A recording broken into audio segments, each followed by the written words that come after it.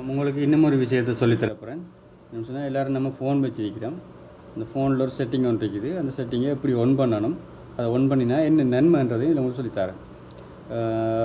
நம்மளோட ஃபோனை அங்கே தொலைச்சிட்டோம்ண்டாலோ அல்லது ஏதாவது ஒரு விபத்தில் நம்ம எதிர்கொள்ள நேரிட்டாலோ அந்த எமர்ஜென்சி கால் என்பது எப்போவும் நமக்கு ஒரு பக்கத்துணையாக இருக்கும் என்றதுனால இந்த விஷயத்தை சொல்லித்தரேன்.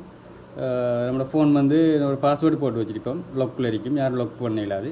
லொக் பண்ண இயலாத டைமில் நம்மளோட ஃபோனை யாரும் எடுத்தால் அவங்க இப்போ லொக் பண்ணும்போது எமர்ஜென்சி கால் காட்டும். எமர்ஜென்சி காலில் இப்போ யாருக்கு அவங்க அந்த ஃபோனை கொடுக்க போகிறாங்களோ இல்லை தகவலை சொல்ல போகிறாங்களோ இந்த எமர்ஜென்சி காலை டச் பண்ணினா இப்போ நான் இந்த ஃபோட்டோ வச்சுருக்கிறேன்.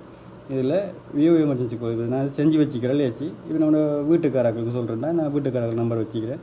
கால் பண்ணினா நேரடியாக நம்ம ஃபோனில் லக் எடுக்காமலே நம்ம நேராக கால் போகும். இந்த முறை எப்படி என்றால் சொல்லித்தரேன். நம்ம கோலில் எமர்ஜென்சி கால் நம்ம வீட்டுக்கு இல்லை ஏதாவது தகவலை சொல்கிறதுக்கு நம்ம ஃபோன் லொக்கில் இருக்கும்போது அறிவிக்கிறதுக்கு அதை எப்படி செய்யணுன்றதை சொல்லித்தரேன். ஃபோனில் செட்டிங் போங்க. செட்டிங்கில் போயிட்டு பாருங்கள். இதில் அப்படி ஏக்குகளை வந்தீங்கன்னு சொன்னால் சேஃப்டி அண்ட் எமர்ஜென்சி ஒரு ஆப்ஷன் இருக்கும். அதை டச் பண்ணுங்கள். அதை டச் பண்ணி இந்த பாருங்கள், இதில் நான் இப்போ செஞ்சு வச்சுருக்கிற எப்படி இருக்குது இந்த எமர்ஜென்சி கண்டக்ட்னு இருக்குது பாருங்கள். எமர்ஜென்சி கண்டக்டை டச் பண்ணிங்கன்னு சொன்னால் நான் இந்த 2 நம்பர் செஞ்சு வச்சுக்கிறேன்.